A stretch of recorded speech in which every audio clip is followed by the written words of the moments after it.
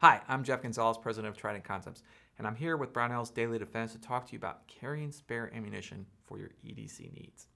So the first thing we want to talk about is what are the realities of a private citizen getting involved in a gunfight and how many rounds are they firing?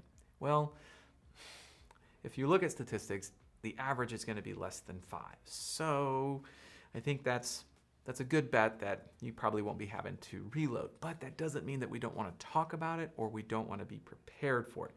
Because the one thing I always tell people about statistics is that it's great if you're on the positive side of that statistic. And it's not really great if you're on the negative side. So preparation is key there. When we talk about carrying that spare ammunition for our EDC, we need to talk about, well, what particular firearm am I carrying? Am I carrying my primary or am I carrying my backup gun? So if you have your primary, we've talked about your primary selection is probably going to have a magazine capacity of at least 10. So the likelihood of you having to carry spare ammunition in that case is probably pretty low. However, if you are carrying your primary and it has a magazine capacity of less than 10, now we really need to consider performing the reloads in the worst case scenario.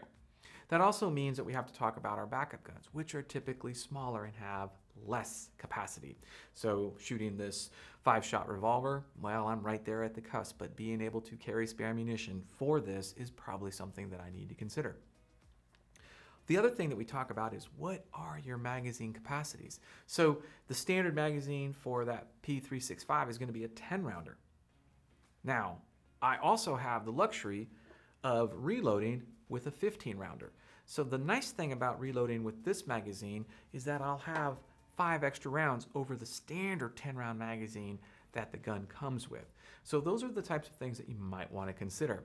I'm not having to work harder to conceal that 15-rounder over the 10. In fact, it's a little bit easier because it doesn't disappear so easily on my body.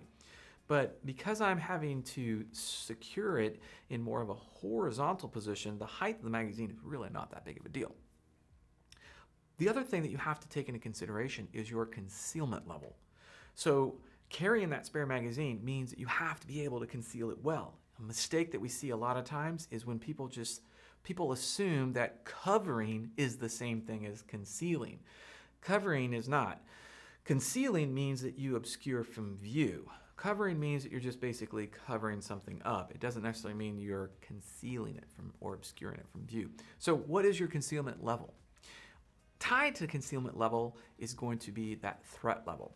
So what do we mean by threat level? Well, if I'm going someplace that I'm not very familiar with, I might just automatically raise the threat level because I don't know what to expect where I'm going.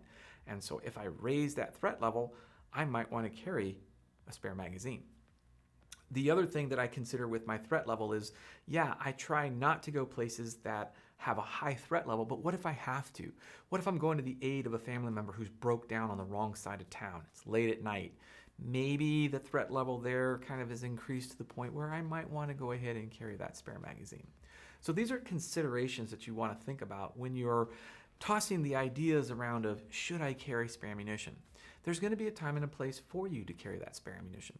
Just because you left the house without a spare magazine doesn't mean that you don't have access to one, say, in your vehicle. So just kind of keep that in the back of your mind that there's some options that you can use to play with, even though you may have left the house with a different configuration. All right, so if you have any questions or comments, please feel free to post them down below. I'm Jeff Gonzalez. Until then, take care and stay safe.